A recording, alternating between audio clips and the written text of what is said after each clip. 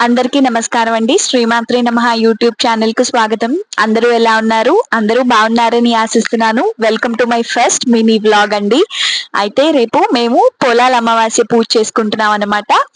ఈ నెలలో వచ్చే అమావాస్య రోజు మేము పొలాల అమావాస్య చేసుకుంటాము. అయితే మళ్ళీ నెలలో కూడా చాలా మంది అమావాస్యకి పొలాల అమావాస్య పూజ చేసుకుంటారు.